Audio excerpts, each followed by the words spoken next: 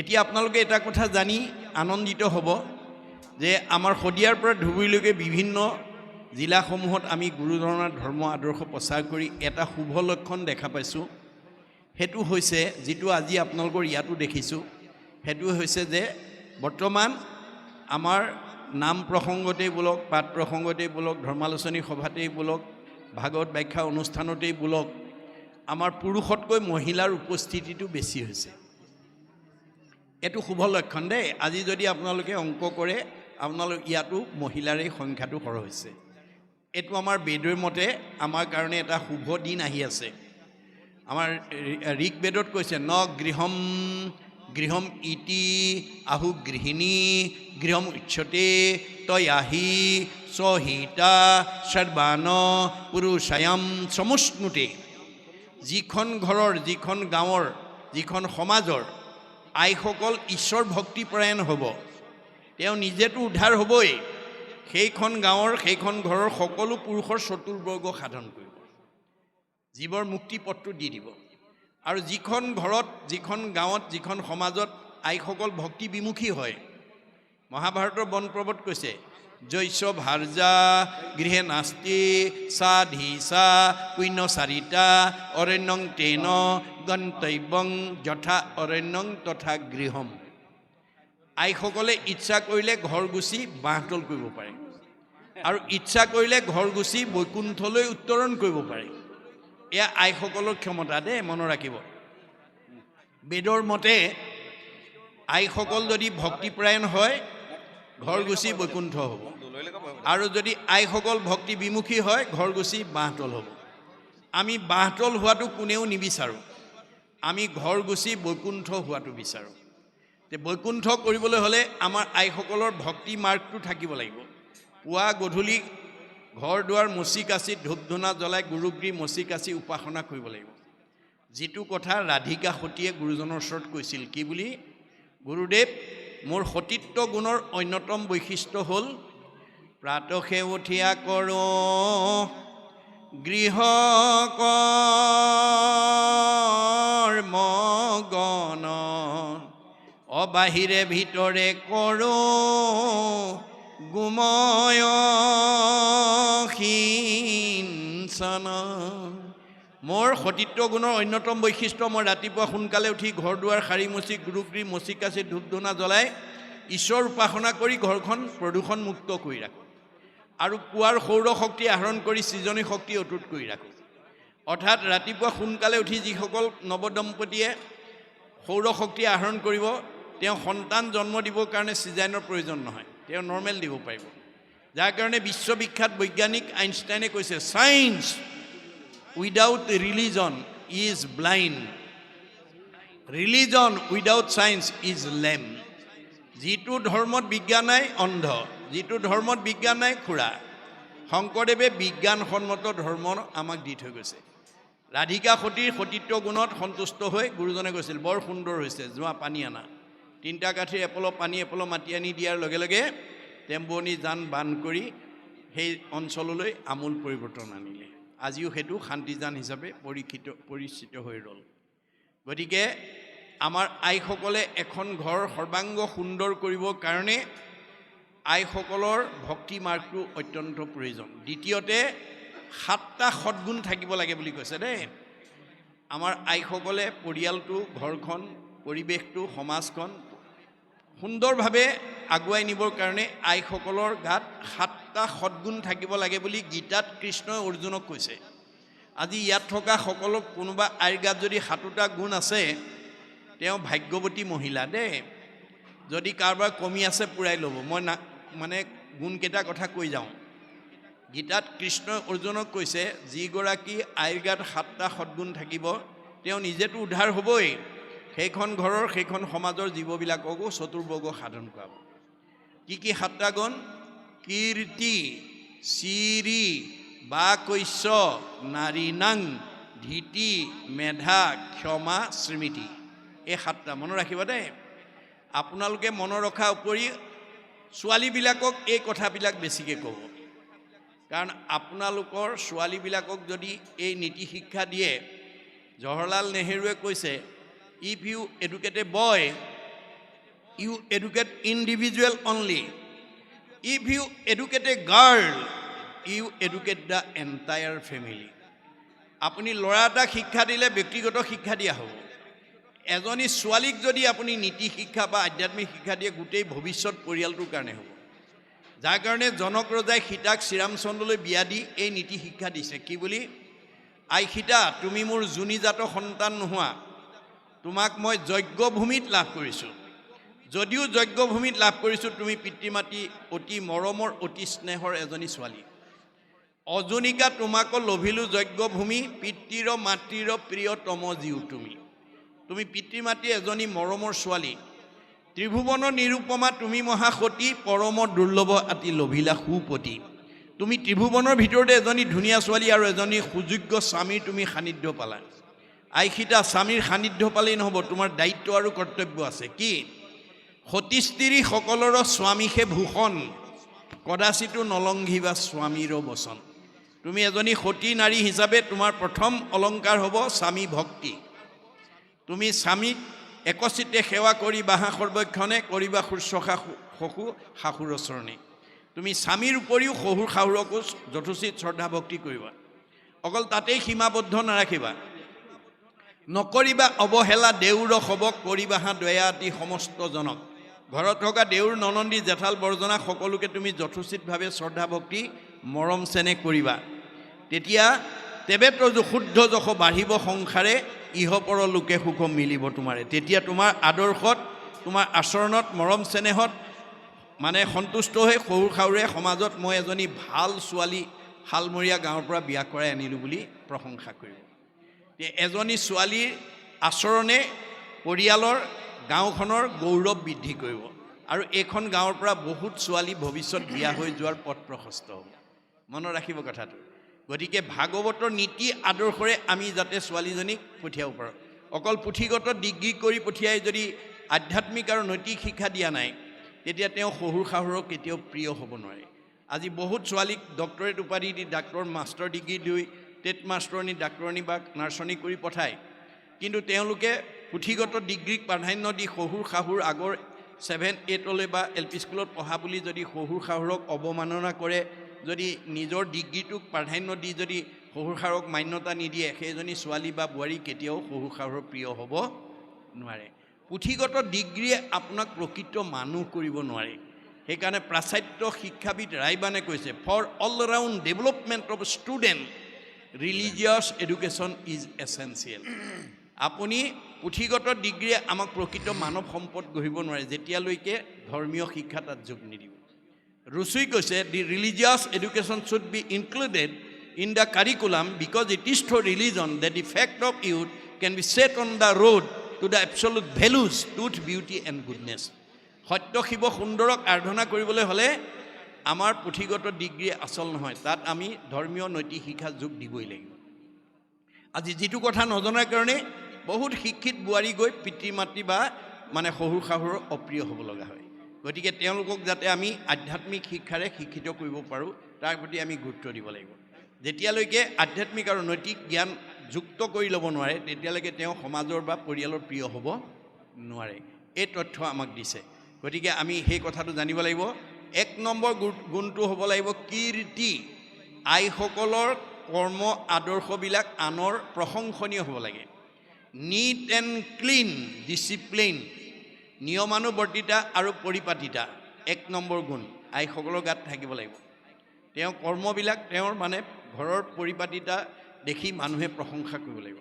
চিৰি, নিজেও ধুনীয়া হৈ থাকিব লাগিব, পৰিয়ালবিলাককো ধুনীয়াকৈ ৰাখিব লাগিব, পৰিৱেশটো ধুনীয়াকৈ লাগিব। বাকস্য, কথা ক'ব জানিব লাগিব। যিখন ঘৰৰ আইসকলে কথা ক'ব জানে সেইটো পৰিয়ালত কেতিয়াও কাজিয়া পেচাল নালাগে।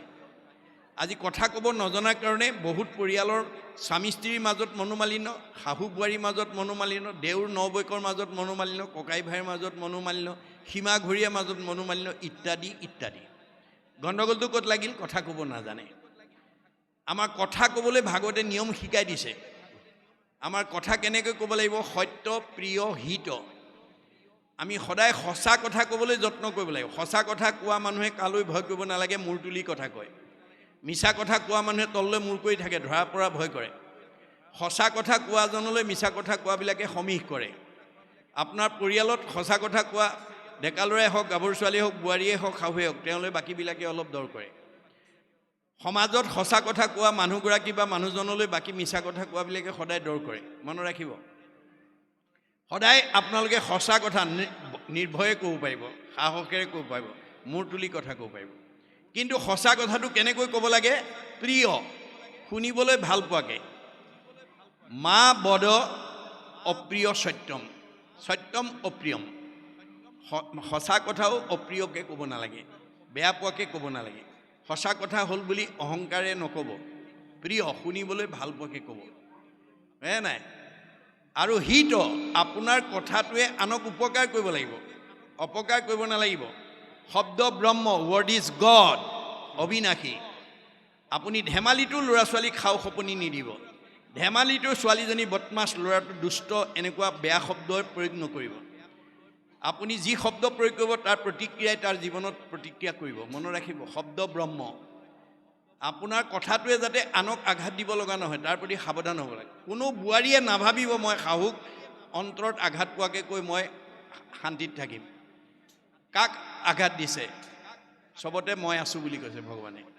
বোৱাৰীৰ দেহতো মই, শাহুৰ দেহতো মই। মোকে দুখ দিবা, মোকে আঘাত দিবা, মোকে অন্যায় কৰিবা, মই আকৌ তোমাক ভালে ৰাখিব লাগে, নহ'ব। ভাগৱত পঢ়ি এইটো স্বভাৱ এৰিবা। আপোনাৰ কথাই যাতে আনক দুখ দিব লগা নহয়। দুখ দিব পাৰিব, আপোনাৰ দুখ দিয়াজনৰ কি হ'ব? পাপায় পৰপীড়নম। আপোনাৰ কথাই, আপোনাৰ বাক্যটোৱে যদি আনক আঘাত দিয়ে, আপোনাৰ পাপ হ'ব। পাপ হোৱাৰ লগে লগে আপোনাৰ জীৱনলৈ দুখ দুৰ্গতি নামি আহিব, আয়ুস কাটি দিব ভগৱানে। আনক দুখ দিয়া মানুহ কেতিয়াও 100 বছৰ ভোগ কৰিবলৈ নাপায়। মনত ৰাখিব, সেইটো স্বভাৱ আছে যদি আজি ইয়াতে এৰিব দেই। কাকো দুখ নিদিব, কাক দুখ দিব? চবতে ভগৱান আছে। আপোনাৰ কথাই আনক উপকাৰ কৰিব লাগিব। পৰোপকাৰে পুণ্যম।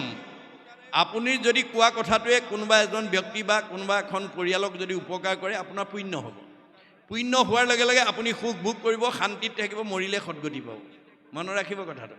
আমাক ভাগৱতে কেৱল নিয়মৰ কথা কৈ আছে দেই, নিয়ম পদ্ধতিৰ কথা কৈ আছে। গতিকে আপোনাৰ কথাই যাতে আনক আঘাত নিদিয়ে, তাৰ প্ৰতি লক্ষ্য ৰাখিব। এতিয়া কীৰ্তি শ্ৰী বাকস্য নাৰী নাং ধীতি, ধৈৰ্য গুণ হ'ব লাগিব। যিখন ঘৰৰ আইগৰাকী ধৈৰ্য গুণ থাকিব, তেওঁৰ স্বামী বা পৰিয়াল বিপদত পৰিব নালাগে। যেনে উদাহৰণস্বৰূপে আপোনাৰ সীমাঘৰীয়া মানুহজনৰ লগত স্বামীৰ কিবা এটা বিতৰ্ক হ'ল, সীমাঘৰীয়া মানুহজনে অকণমান তেওঁক বেয়াকৈ ক'লে। এতিয়া ধৈৰ্যশীল মহিলাই ক'ব, হেৰি হ'ব দিয়ক, কলৰ দুটা থাকিলেও ঠেকা ঠেকি লাগে। সীমাঘৰীয়া মানুহ হিচাপে আপোনাক কিবা এটা ক'লে আপুনি সেইটোকে ধৰি নাৰাখিব, এৰি দিয়ক। এই বুলি যদি আইগৰাকীয়ে বুজাই দিয়ে, স্বামী বাচি গ'ল। তাকে নকৰি যদি আইগৰাকীয়ে কয়, সীমাঘৰীয়া মানুহ হিচাপে আপোনাক এনেকৈ ক'বলৈ ক'ত অধিকাৰ পালে, ধৰক মাৰক, এইবোৰ যদি লগাই দিয়ে, তেতিয়া স্বামী বিপদত পৰিব। মনত ৰাখিব কথাটো। আমাৰ আইসকলৰ ধৈৰ্য গুণটো শৈব্যাৰ নিচিনা হ'ব লাগিব। শৈব্যাই ধৈৰ্য গুণৰ পৰিচয় কেনেকৈ দিছে?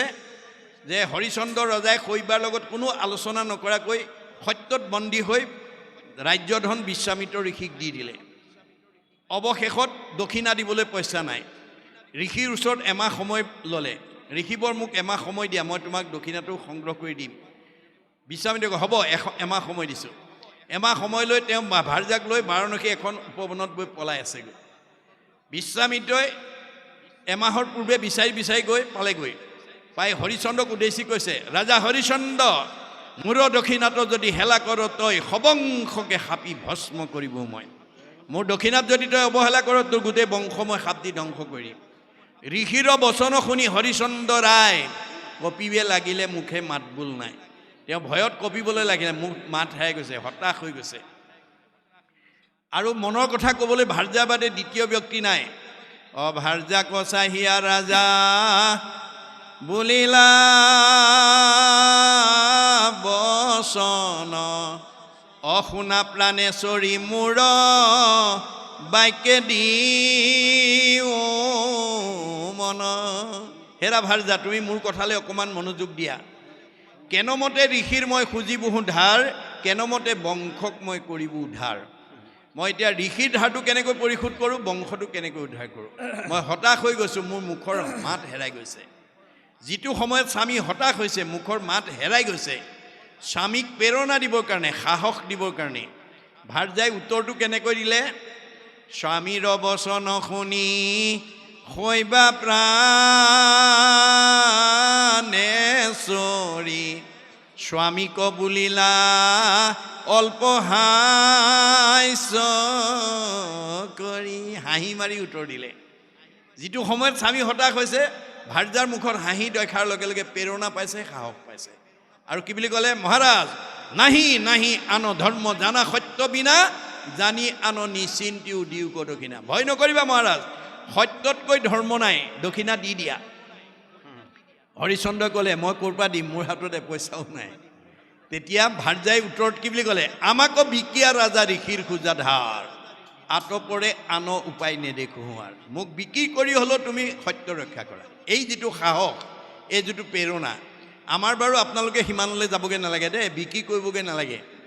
অন্ততঃ কিবা কাৰণত যদি স্বামী কেনেকুৱা পৰিস্থিতিত হতাশ হয়, আপুনি অৰ্ধাংগিনী হিচাপে ক'ব পাৰিব লাগিব, আপুনি কিয় ইমান হতাশ হৈছে। আন্ধাৰে পোহৰে দিনটো, সুখে দুখে জীৱনটো। দুখক অতিক্ৰম কৰি সুখক প্ৰতিষ্ঠা কৰাই জীৱনৰ সাৰ্থকতা। ধৈৰ্য ধৰক, ঈশ্বৰে কৃপা কৰিব।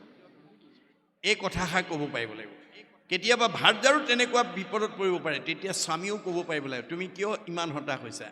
আন্ধাৰে পোহৰে দিনটো, সুখে দুখে জীৱনটো। দুখক অতিক্ৰম কৰি সুখক প্ৰতিষ্ঠা কৰাই জীৱনৰ সাৰ্থকতা। ধৈৰ্য ধৰক, ঈশ্বৰে কৃপা কৰিব। এতিয়া সেই গুণ নজনা আমাৰ আই এগৰাকীক যদি আমি তেনেকুৱা বিপদত পৰি তেওঁৰ লগত আলোচনা নকৰাকৈ বিপদত পৰি কওঁগৈ, আমাক কি ক'ব বাৰু? আমাৰ গৰাকীয়ে ভাল হৈছে, মোৰ লগত আলোচনা নকৰাকৈ কৈছিল, আপোনাৰ আৰু হ'ব লাগে বুলিয়ে ক'ব। তাৰমানে আপোনাক প্ৰেৰণা দিয়ক চাৰি, জ্বলা জুইত ঘিউ দি দিলে।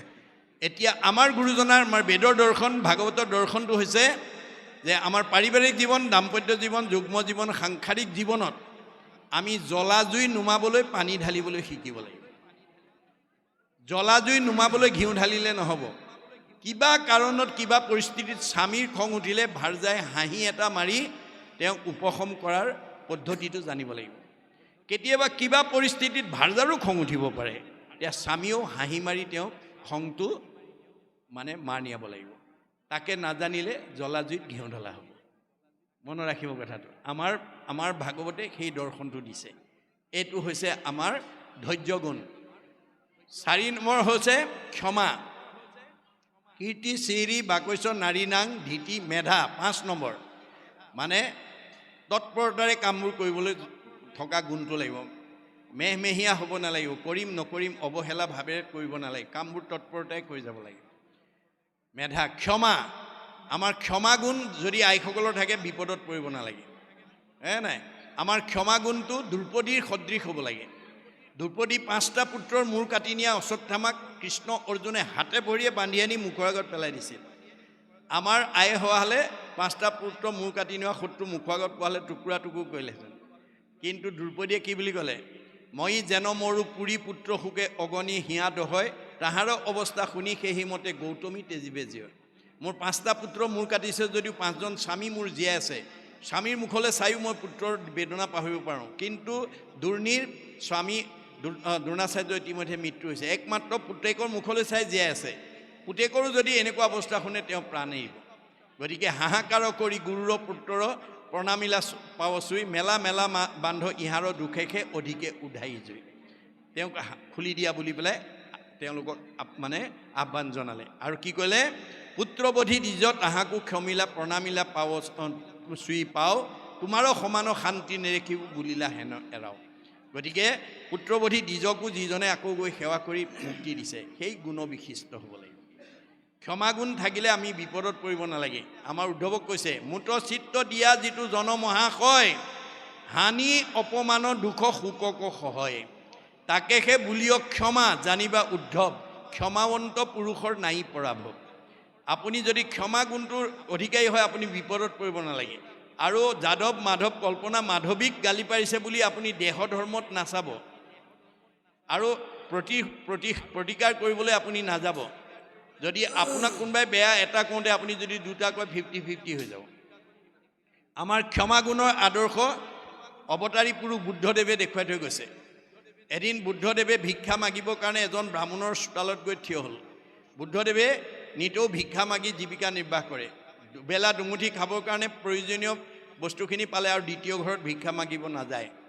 এদিন বামুণৰ ঘৰত ভিক্ষা মাগিব গ'লে চোতালত থিয় হোৱাৰ লগে লগে বামুণ বাৰান্দাত চকী পাৰি বহি আছিল। বুদ্ধদেৱৰ ওপৰত তেওঁ কি আক্ষেপ আছিল বুদ্ধদেৱে নাজানে। দেখা পোৱাৰ লগে লগে তেওঁক এফালৰ পৰা গালি পাৰিবলৈ আৰম্ভ কৰিলে। বুদ্ধদেৱে নীৰৱে শুনি আছে, ব্ৰাহ্মণে গালি পাৰি আছে। আমাৰ বুঢ়াসকলে কয় এখন তাল নাবাজে, তাল বাজিবলৈ হ'লে দুখন লগাব লাগিব। গতিকে বুদ্ধদেৱক গালি পাৰি আছে, বুদ্ধদেৱে কোনো উত্তৰ দিয়া নাই। গতিকে ব্ৰাহ্মণে গালি পাৰি পাৰি পাৰি পাৰি গালি পাৰিবলৈ নাইকিয়া হৈ গ'ল আৰু। তেতিয়া মৌনতা অৱলম্বন কৰিছে। সেই সুযোগতে বুদ্ধদেৱে ক'লে সাৱলীলভাৱে, দেও মই এষাৰ ক'ব পৰা নাই। কোৱা, কি আছে কোৱা। তোমাৰ ঘৰলৈ অতিথি আহিলে তুমি সৎকাৰ কৰা, বোলে কৰোঁ। কিবা দ্ৰব্য থাকিলে খাবলৈ দিয়া, বোলে দিওঁ। যদি তোমাৰ দিয়া দ্ৰব্যটো অতিথিয়ে গ্ৰহণ নকৰে তুমি পেলাই দিবা নে নিজৰ ঘৰতে ৰাখিবা? কিয় পেলাই দিম? মোৰ দ্ৰব্য গ্ৰহণ নকৰিলে মোৰ ঘৰত থাকিব। তেতিয়া বুদ্ধদেৱে ক'লে, তুমি ইমান সময় মোক যিখিনি আতিথ্য কৰিলা মোৰ গ্ৰহণ কৰা নহ'ল, তোমালোকে থাকিলেতো। অৰ্থাৎ তুমি যিখিনি মোক গালি পাৰিলা মই গ্ৰহণ কৰা নহ'ল, তোমালোকে থাকিলেতো। লগে লগে ব্ৰাহ্মণে এজন সাধাৰণ পুৰুষ নহয় বুলি চকীৰ পৰা নামি আহি অষ্টাংগে সেৱা জনাই দীক্ষা গ্ৰহণ কৰিছে। এয়া হৈছে ক্ষমা গুণৰ পৰিচয়। স্মৃতি, মনত থকা গুণটো আইসকলৰ লাগিব দেই। ঘৰত কি আছে কি নাই সময়মতে জনাব পাৰিব লাগিব। কোনটো বস্তু ক'ত আছে ক'ত নাই সেইখিনি কথা জনাব পাৰিব লাগিব। এই গুণটো নথকাৰ কাৰণে কিছুমান আয়ে কি কৰে, স্বামীৰ ব্যৱসায়ৰ পৰা বা চাকৰিৰ পৰা আহি আবেলি সোমাইছে, হাত লিষ্ট এখন লিখি পেলাই মোনাটোৱে সৈতে এইকেইটা বজাৰ কৰি আনিব বুলি ক'লে, স্বামীয়ে নি পেলাই সেইমতে বজাৰ কৰি আহি ঘৰত গধূলা সোমাইছেহি। তাৰপিছত আহি পোৱাৰ লগে লগে কৈছে, নহয় আৰু দুটা বস্তু নাছিল নহয়, হালধি আৰু চাহপাতো নাছিলে, আনিব লাগিছিল। তেতিয়া স্বামীয়ে কি ক'ব, তুমি একেবাৰে নকলা কেলে, মই আকৌ এতিয়া গধূলা বজাৰ কৰিব যাম নেকি? বিতৰ্ক হয় দেই। এতিয়া আমাৰ আইসকলৰ কোনটো বস্তু ক'ত আছে ক'ত নাই, ঘৰখনত কি আছে কি নাই সেইখিনি সময়মতে জনাব পৰা গুণটো লাগিব। এই 7টা গুণ যদি আইসকলৰ গাত থাকে আমাৰ ঘৰখন, পৰিয়ালটো, সমাজখন আমি সুন্দৰভাৱে পৰিচালনা কৰিব পাৰিম। এই তথ্য আমাক দিছে। গতিকে এতিয়া আমাৰ এই লীলা মাহেত্ৰ ভক্তি মাৰ্গখিনি যাতে আমাৰ পুৰুষতকৈ আইসকলক আমাৰ মাজত যাতে আমি বিলাই দিব পাৰোঁ। আইসকলে যাতে এই লীলা মাহেত্ৰবিলাকৰ পৰা যাতে আমাৰ পাৰিবাৰিক জীৱন, দাম্পত্য জীৱন, যুগ্ম জীৱন, সাংসাৰিক জীৱন সুন্দৰভাৱে পৰিচালনা কৰাৰ যিখিনি আদৰ্শ, এটা জীৱই মাতৃগৰ্ভত স্থিতি হোৱা দিনৰ পৰা মাকে কি খাব লাগিব, কি খাব নালাগিব, কি কৰিব লাগিব, কি কৰিব নালাগিব, ক'লৈ যাব লাগিব, ক'লৈ যাব নালাগিব, সমস্ত তথ্য দিছে। কাৰণ আমাৰ মানে 3য় স্কন্ধ ভাগৱতত এই যিটো জন্ম মানে সৃষ্টিৰ পাতনিত আমাক এই কথা কৈছে যে এটা জীৱই মাতৃগৰ্ভত স্থিতি হোৱাৰ 2য় মাহত অংগভেদ, 3য় মাহত লিংগভেদ, 4ৰ্থ মাহত সপ্তধাতু সম্পূৰ্ণ, 5ম মাহত ভৰি দিলে মাকে খোৱা অন্ন আপায়নী নাৰীয়ে গৰ্ভতে শিশুৱে খাব পৰা হয়। সেইকাৰণে 5 মাহত পঞ্চামৃত খোৱা নিয়ম আজিও আমাৰ সমাজত চলি আছে। পঞ্চামৃত মানে দধি, দুগ্ধ, ঘৃত, মধু, শৰ্কৰা। এই 5টা অন্ন সাত্বিক পঞ্চ অমৃত সদৃশ। দধি মানে দৈ গাখীৰ, ঘৃত মানে ঘিউ, মধু মানে মৌ, দুগ্ধ মানে এৱা গাখীৰ, শৰ্কৰা মানে চেনি। এই 5টা সাত্বিক অন্ন 5 মাহৰ পৰা 10 মাহ 10 দিনলৈ যে সাধ্য অনুসৰি আইগৰাকীয়ে খাব পাৰে, তে শিশুটো গৰ্ভতে মেধাৱী হ'ব, পণ্ডিত হ'ব, নিৰোগী হ'ব, সুশ্ৰী হ'ব, সৰ্বগুণাকৰ হ'ব। আৰু আইসকলে যদি এই কথা নাজানি লোভৰ বশৱৰ্তী হৈ অতি তিতা, অতি টেঙা, অতি জ্বলা, অতি মছলাদায়ক দ্ৰব্য খায়, তেতিয়া ভাগৱতত কৈছে, জ্বলা টেঙা লোণ খাৰ আদি কৰি মাৱে খাৱে যত যত, তাৰ ৰস গয়া শৰীৰে পৰয় মূৰ্ছা যায় সেই মত। মাকে খোৱা অন্নৰ যিটো প্ৰতিক্ৰিয়া সেইটো গৰ্ভত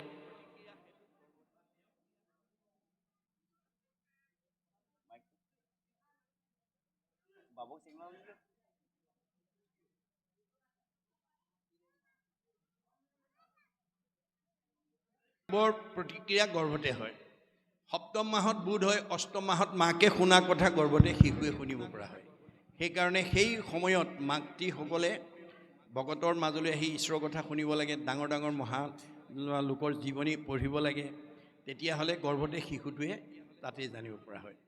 যাৰ কাৰণে প্ৰহ্লাদে দৈত্য শিশুবিলাকক কৈছিল কি বুলি, যে দয়ালু নাৰদ পিতৃ সমান, মাতৃক দিলন্ত পৰম জ্ঞান, ভক্তিৰ লক্ষণ হ'ব কহিল, গৰ্ভতে মোক উপদেশ দিল।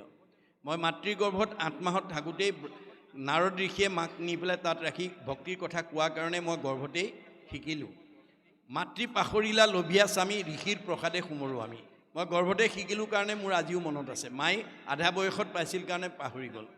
ঠিক তেনেকৈ অৰ্জুনৰ পুতেক অভিমন্যুও মানে যুধিষ্ঠিৰক সেই কথা কৈছিল যেতিয়া পঞ্চ পাণ্ডৱক নিধন কৰিবৰ কাৰণে চক্ৰবেহু নিৰ্মাণ কৰিছিল সেই সময়তে কৃষ্ণ অৰ্জুন অক্ষয়ণী যুদ্ধত আবদ্ধ আছিল গতিকে চক্ৰবেহু ভেদ কৰিব পৰা শক্তি তৃতীয় পাণ্ডৱ অৰ্জুনৰ বাদে আনৰ নাছিল এতিয়া যুধিষ্ঠিৰ চিন্তাত নিমগ্ন হৈ গ'ল যে এতিয়া চক্ৰবেহু কোনে ভেদ কৰিব 16 বছৰীয়া অভিমন্যুক মাতি নি যেতিয়া ক'লে তেতিয়া অভিমন্যুই বৰদেউতাকক ক'লে শুনিওক জ্যেষ্ঠ পিতা মুহুৰ বচন মাতৃক কহিলা পিতৃ বেহুৰ কাৰণ আগম কহিল মই শুনিলোঁ গৰ্ভত নিগম কহিল মাতৃ নিদ্ৰা উপগত যে দেউতাই চক্ৰবেহুত কেনেকৈ সোমাব লাগে কেনেকৈ ওলাব লাগে মাক কৈ আছিল যেতিয়া আগমৰ কথাখিনি কৈছিল মা সাৰ পাই আছিল ময়ো গৰ্ভতে শুনিলোঁ কিন্তু নিগমৰ কথাখিনি কওঁতে মা টোপনি গ'ল ময়ো গৰ্ভতে টোপনি গ'লোঁ মই শুনিবলৈ নাপালোঁ তথাপিতো জ্যেষ্ঠ